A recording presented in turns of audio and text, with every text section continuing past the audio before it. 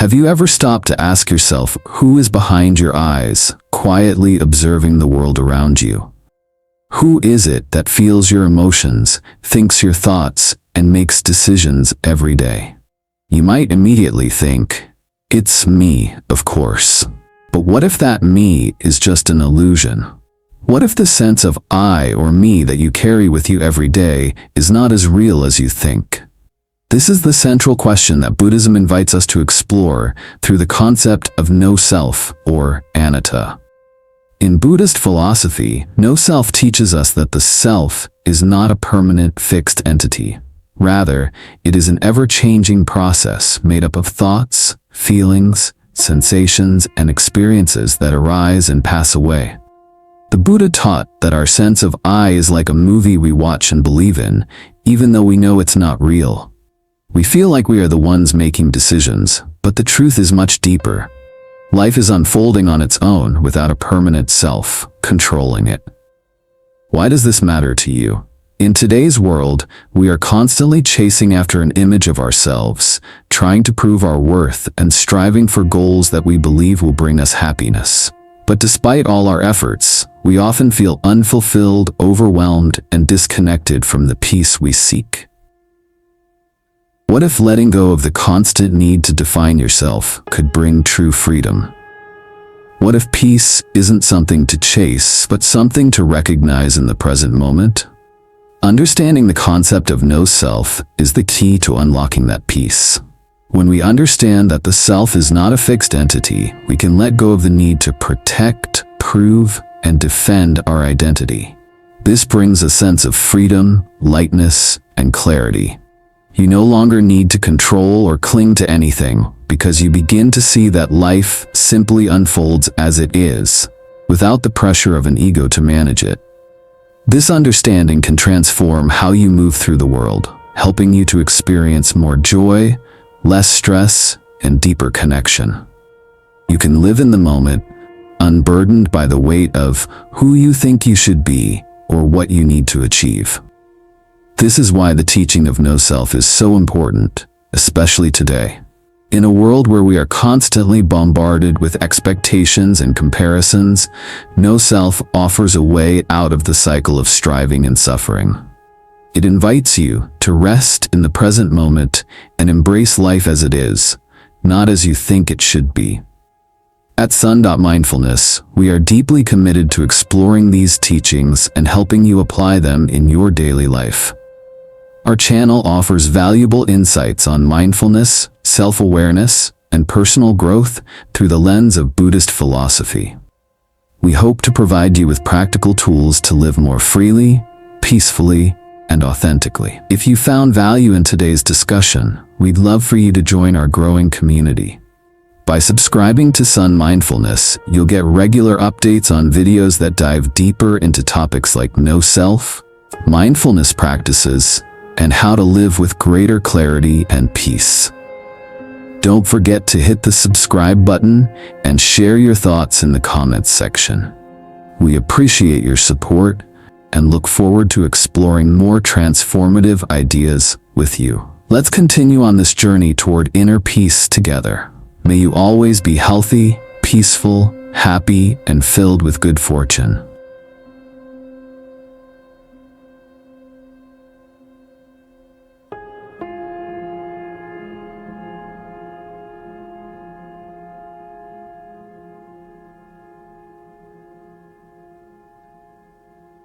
Part 2. The Illusion of the Self. The Buddhist concept of no-self. Have you ever wondered who is truly behind your eyes, observing the world around you? Who feels your emotions, experiences your thoughts, and makes decisions throughout the day? It seems obvious that there is a permanent I or me living these experiences, right? But Buddhism offers us a radically different perspective on this. It teaches a profound concept known as Anatta, or no-self. In the Buddhist view, there is no permanent, unchanging self. What we perceive as me or I is not a fixed, solid entity, but a fluid, ever-changing process. The Buddha taught that the self is an illusion. It's made up of countless thoughts, feelings, and perceptions, each one coming and going with no lasting permanence. You might be thinking, but I feel like I am the same person every day. I feel like I have a consistent self. This is understandable. After all, we experience life through a continuous stream of thoughts and emotions that feel personal, like me and my life. However, when we start to look more deeply, we begin to see that the I we identify with is not as solid as it seems. In fact, Buddhism teaches that this self is not a fixed identity, but a momentary process that is constantly changing. Real-world examples. Let's consider some examples from everyday life to help make sense of this. The body. Your body might feel familiar, but did you know that it is constantly changing? The cells in your body are constantly dying and regenerating. You are made of entirely new cells every 7 years. In fact, the body you have now is not the same one you had a few years ago. If your body is constantly in flux, can it really be part of a permanent self? Thoughts and emotions. Our thoughts and feelings are always shifting too. One moment, you might be thinking about a task at work. In the next moment, your mind might wander to a memory from your childhood. Emotions such as joy, sadness, anger, or excitement arise, peak, and fade throughout the day. If these mental states are constantly changing, can they form a stable, permanent self? They come and go, like clouds passing in the sky. Perception. Consider your perceptions. Right now, you may be looking at something in front of you, but the next moment, you could be distracted by a sound or a new sight. Our perceptions are not fixed. They are constantly shifting based on what we're focused on and how we interpret our surroundings. If perception changes so frequently, how can it be the foundation of a permanent self?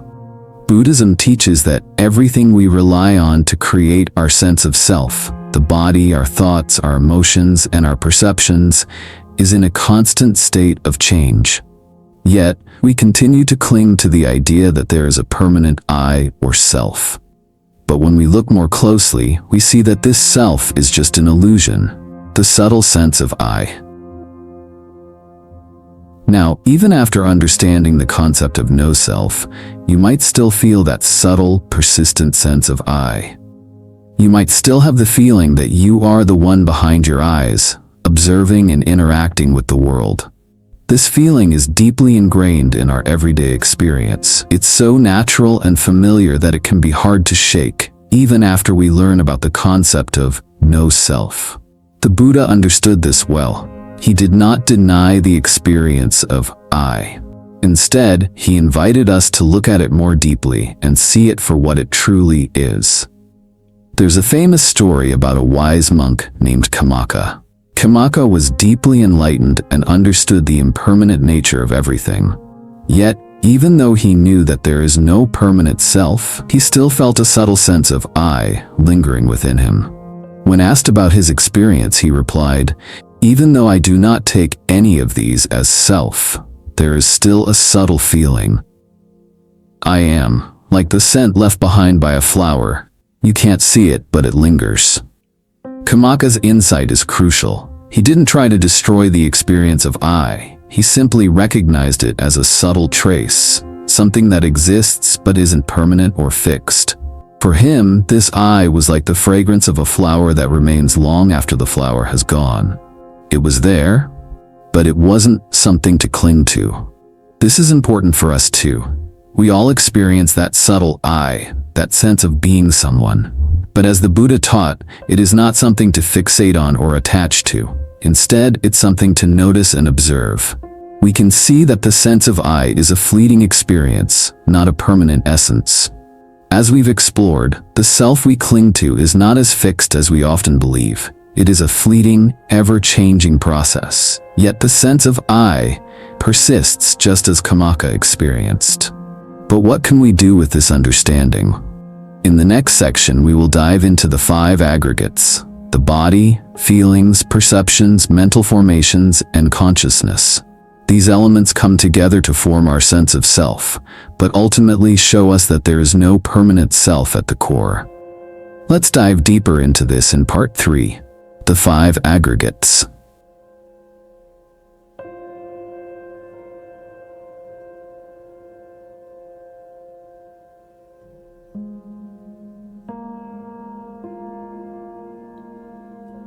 Part 3.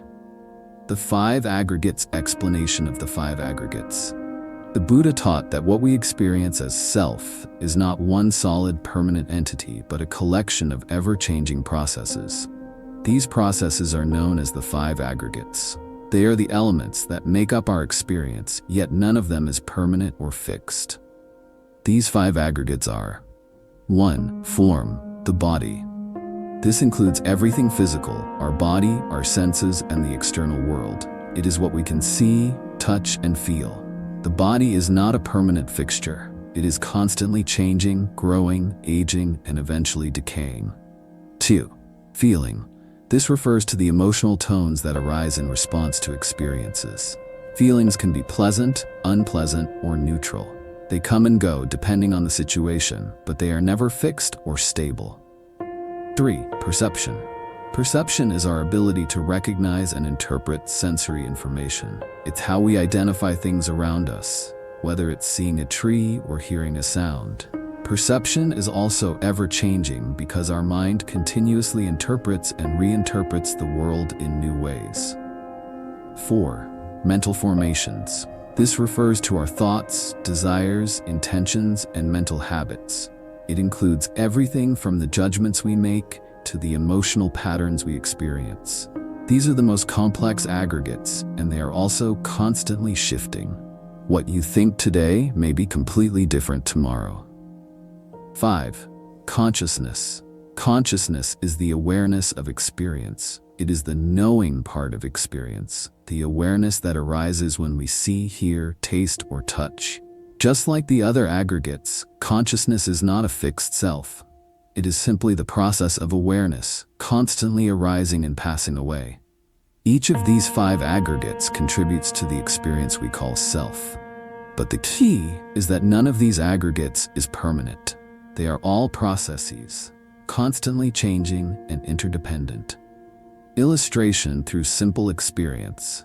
Let's use a simple everyday act, drinking a glass of water, to illustrate how the five aggregates work together. 1. Form, the body. As you reach for the glass of water, your body is involved in the action. The muscles in your arm, the sensation of holding the glass, the feeling of your fingers gripping the glass, all of these are part of the form or physical body in action. 2. Feeling. As you sip the water, you experience a feeling. It might be a pleasant feeling of refreshment or a neutral feeling of quenching thirst. The feeling could even be unpleasant if the water is too cold or warm. This feeling is a temporary, momentary experience, not a permanent aspect of you. 3. Perception. When you drink, you recognize the water as water. You perceive its taste, temperature, and texture. But this perception is not fixed. It's a fluid process. For example, in a different context, you may mistake the water for something else, like juice or tea, if your mind is distracted. So perception is constantly shifting. And 4. Mental formations. As you drink, there is an intention behind it. Perhaps the thought, I am thirsty, I need to drink. Your mind forms an idea, and that intention leads to action. Mental formations also include habitual responses, like the automatic way you pick up the glass or how you feel when you see the water. These mental patterns shift from one moment to the next. 5. Consciousness. Finally, your consciousness is the awareness of all these elements. It's the knowing of the taste, the feeling of the glass in your hand, and the recognition of the water. But consciousness is not fixed. It changes depending on where your attention goes. If your mind wanders to something else, your consciousness shifts. When you step back and look at the entire process of drinking, you can see that there is no fixed drinker. There is only a flowing, interconnected process happening. The body, form, the feelings, the perceptions, the thoughts, mental formations, and the awareness, consciousness, all come together to create the experience. There's no separate, permanent self in this process, just the unfolding of interconnected processes, impermanence of the aggregates. The Buddha's teachings on the five aggregates remind us that none of these elements is permanent. Each aggregate is in constant flux. Your body is always changing, your feelings are constantly shifting, your perceptions are in motion, your thoughts come and go, and your awareness itself is always arising and fading. When we truly see that these aggregates are not fixed, we begin to understand that the self we hold on to is not something solid or permanent. It's simply a collection of ever-changing processes. By observing the impermanence of these aggregates, we can begin to release our attachment to the idea of a permanent self. This brings us closer to the Buddha's insight. Life is not about protecting or defining a fixed I, but about observing the natural flow of experience, moment by moment.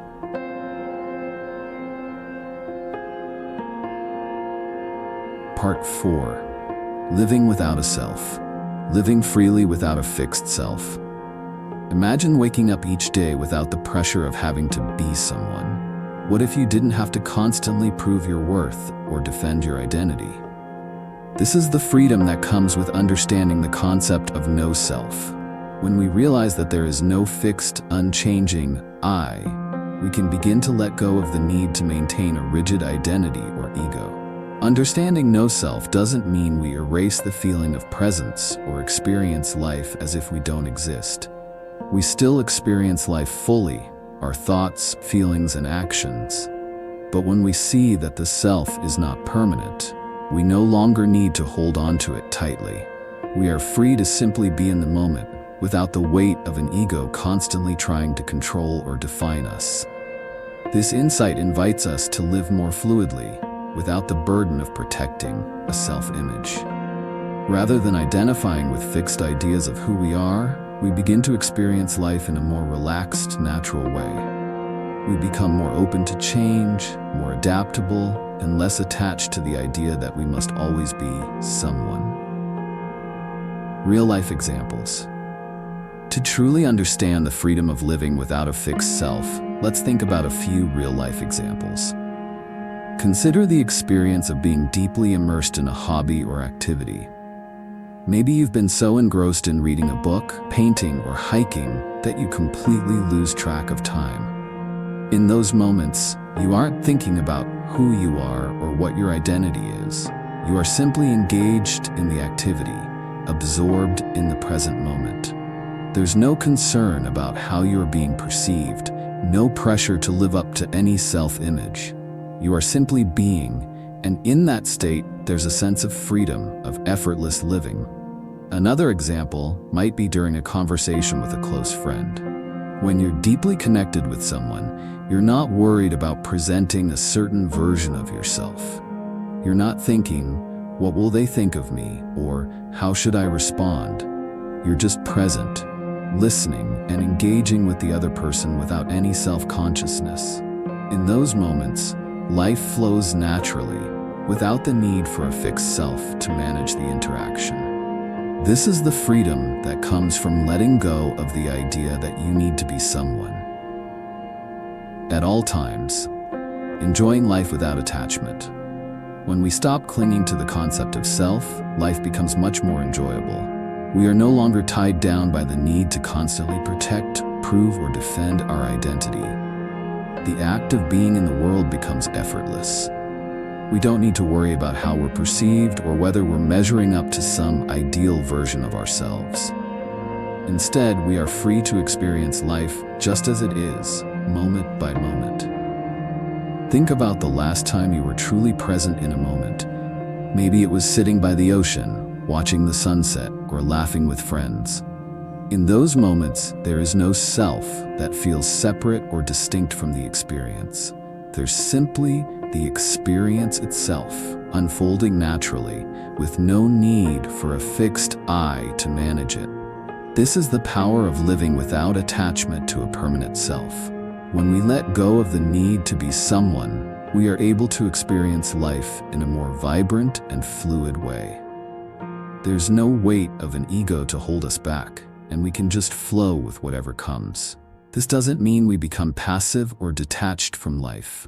On the contrary, we engage more fully with the world, without the burden of self-judgment or the need for validation. When we stop clinging to the concept of self, we open up to a deeper connection with everything around us. Life becomes lighter, more joyful, and more in tune with the present moment. The freedom of living without a fixed self is not something that is easy to maintain. Sometimes, even after experiencing the lightness of no self, the mind tries to cling to the idea of the self again. This leads us to the next challenge, the final trap of spirituality, clinging to the concept of no self. In the next section, we'll explore how the ego can sneak in, even when we think we have let go of it.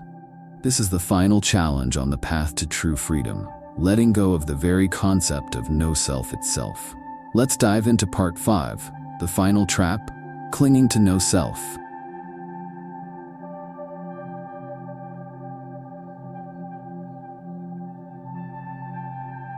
Part 5, the final trap, clinging to no self, the trap of spiritual ego.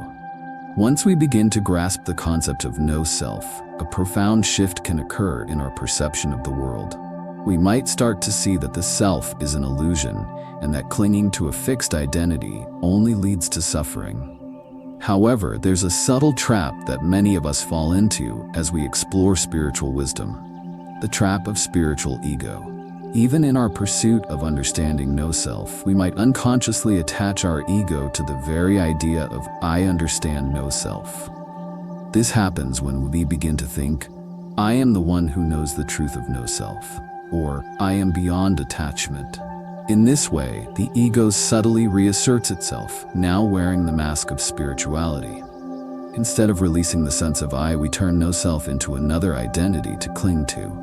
The irony is that even the understanding of no self can become part of the ego's grasp. We begin to feel proud of our spiritual insights and believe that we are more enlightened than others.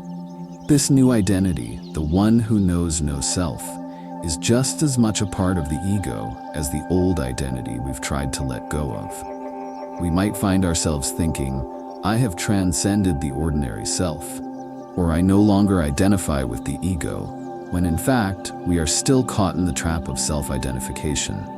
Illustrative examples. Let's take a few examples to better understand how this happens. Consider someone who has been practicing Buddhism or studying other spiritual teachings for many years. They may have moments of deep understanding where they realize the impermanence of the self. But instead of simply experiencing that understanding as part of the flow of life, they begin to attach themselves to the idea of, I am the enlightened one, or I have transcended the ego. Even if their insights are profound, their attachment to their spiritual identity is a subtle form of ego. We can see this in spiritual communities as well. A person who has practiced for many years might become proud of their knowledge and wisdom.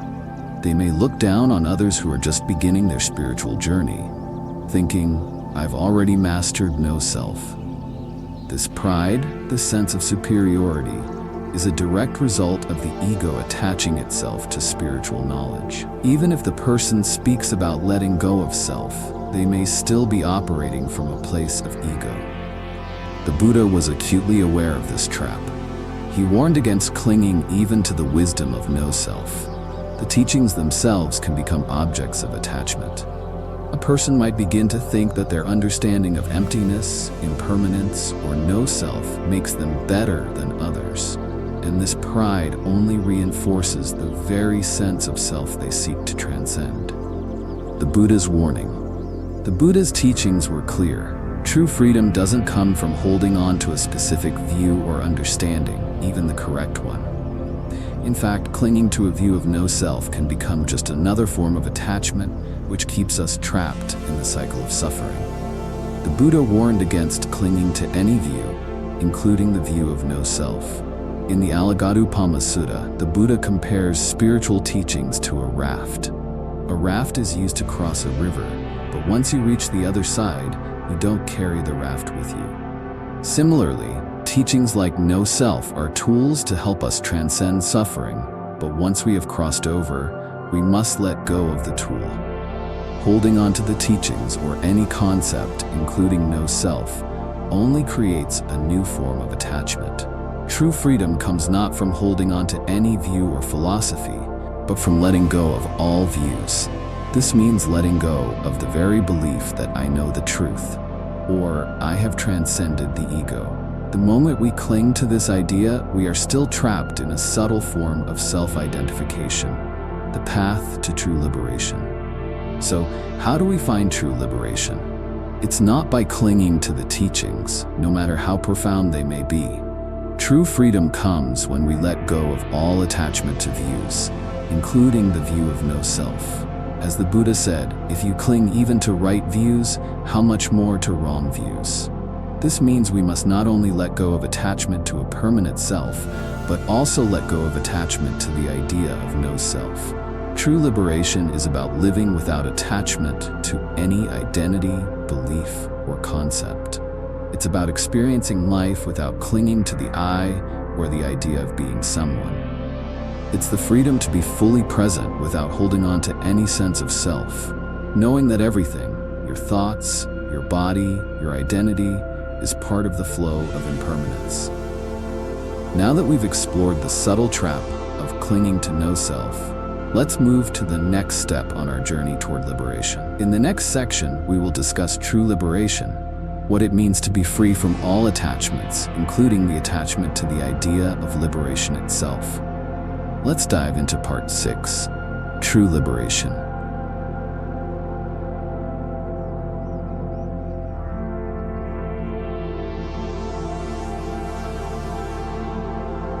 Part 6, True Liberation. True liberation through letting go. When we think of liberation or enlightenment, many of us imagine it as a goal to achieve, a distant destination where we'll finally be free from suffering and the weight of life's struggles. We picture ourselves as striving toward an ultimate truth, overcoming obstacles, and eventually reaching a state of perfect peace. But the Buddha's teachings offer us a radically different view of liberation. True liberation doesn't come from striving, achieving, or acquiring knowledge. It comes from letting go, not of external things, but of the internal need to be someone, or to have a fixed identity.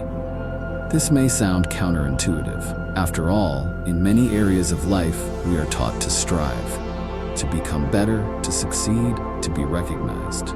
But the Buddha invited us to look beyond this. He asked us to rest in the present moment without the constant need to define ourselves or measure our worth against some ideal version of who we think we should be.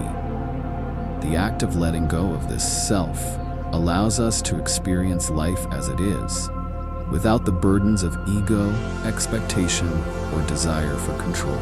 True freedom comes when we stop trying to force ourselves into a particular mold.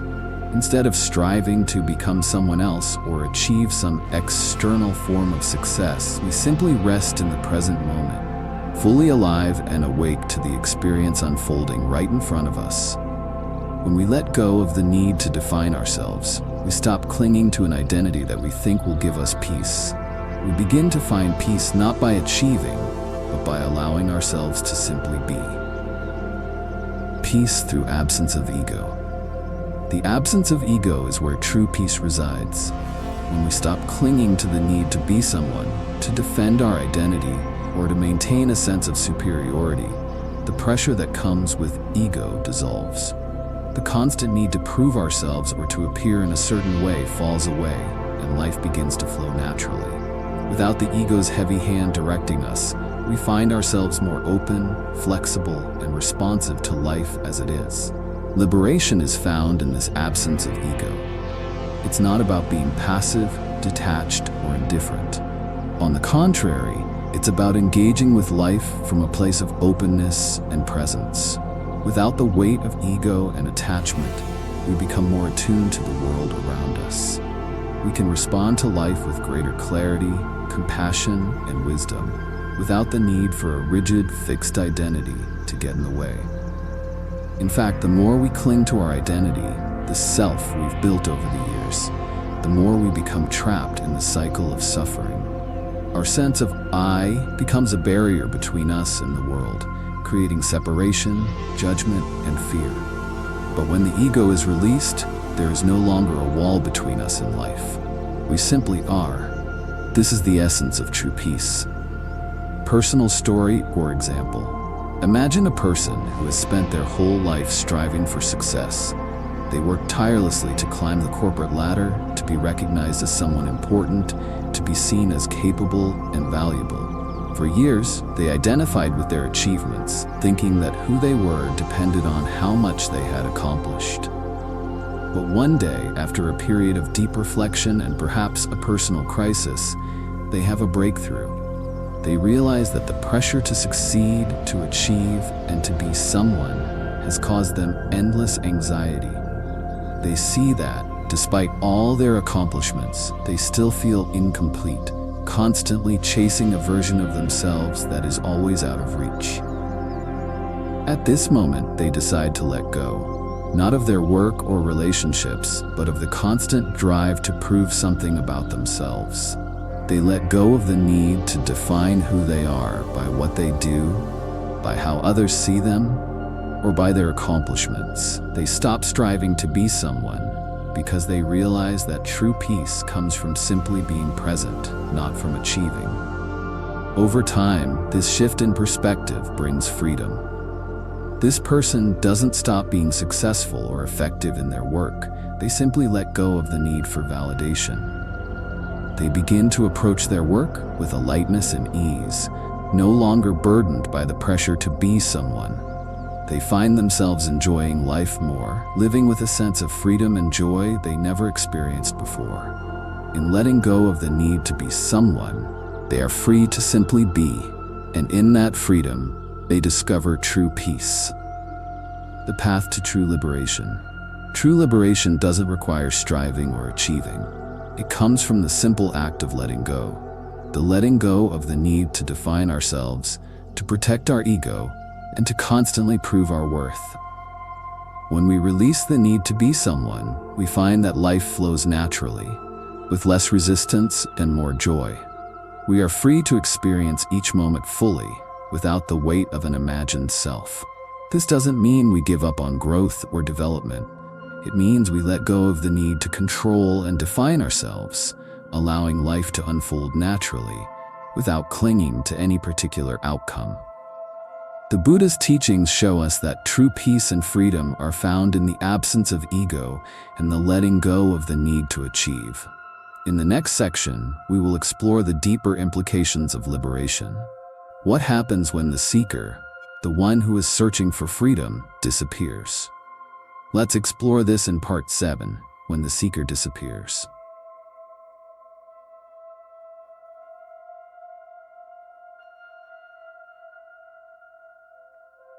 Part 7, when the seeker disappears. The seeker and the search for truth. For many of us, the path to enlightenment or inner peace begins with the act of seeking. We feel a deep sense of longing, a desire to understand the truth, to find meaning, or to achieve a state of peace and freedom. We search for wisdom in books, teachings, meditation, and experiences. We may even think that once we find the truth or attain enlightenment, we will be free from suffering and conflict. But here's the paradox. The very act of seeking is itself a form of attachment.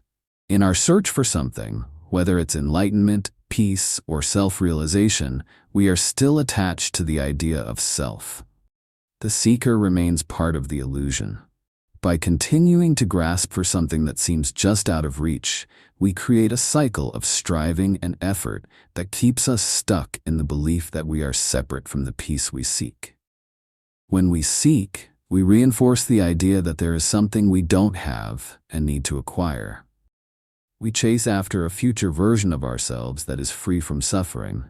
But this very chase perpetuates the illusion of a separate self, the one who is seeking. The Buddha understood this deeply. He taught that true peace and liberation are found not through seeking, but by resting in the present moment, allowing life to unfold without the constant need to grasp for something else. What happens when the seeker disappears? So, what happens when the seeker disappears? Once we stop seeking and let go of the need to find a better version of ourselves or a distant truth, something profound happens. What remains is not emptiness or a void, but fullness, a complete, undisturbed state of being.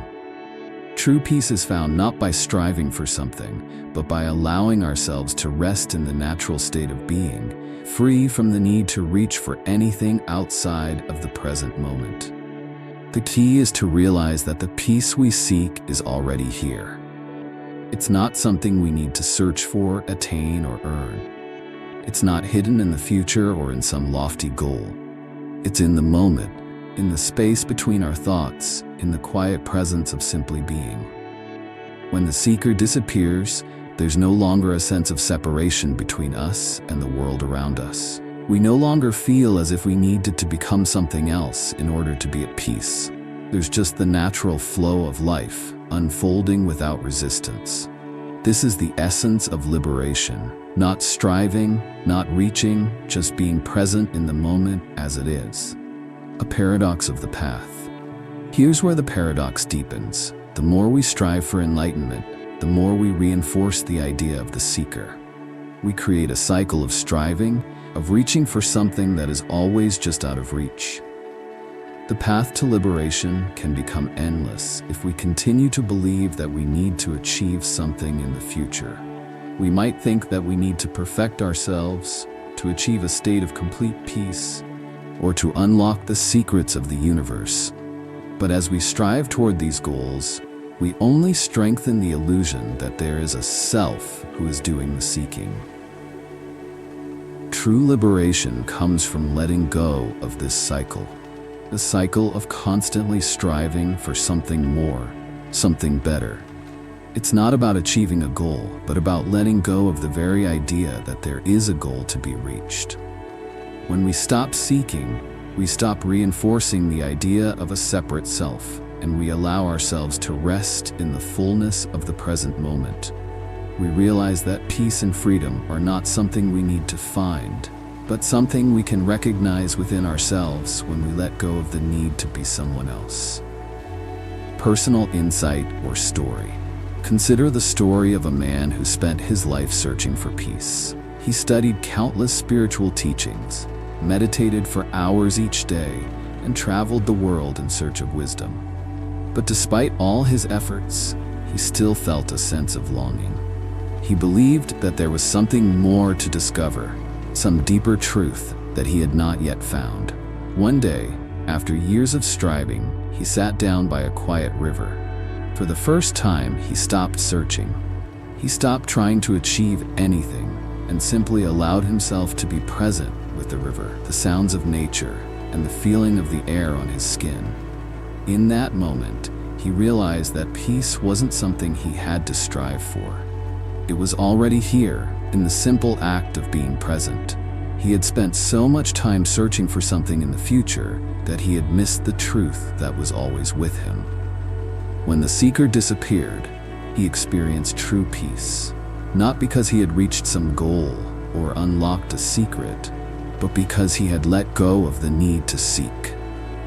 He rested in the fullness of the present moment, and in that space, liberation was found. Now that we've explored the disappearance of the seeker, we come to the final truth of no self, the realization that true peace comes from embracing the present moment without the need to cling to any idea of self or identity. In the next section, we'll reflect on the teachings of the Buddha and explore how we can embrace the truth of no self in our daily lives. Let's dive into Part 8, Conclusion, Embracing the Truth of No Self.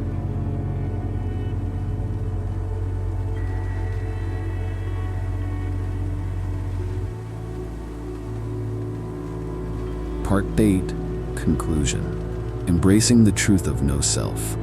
As we come to the end of this journey, let's pause and reflect on the core message we've explored. The self that we've been so accustomed to is an illusion. What we think of as a permanent, unchanging I is in fact a collection of ever-changing thoughts, emotions, and experiences. The Buddha's teachings remind us that there is no fixed, permanent self. Instead, life is unfolding naturally, moment by moment. There is no one behind the scenes directing it, no me who is living life.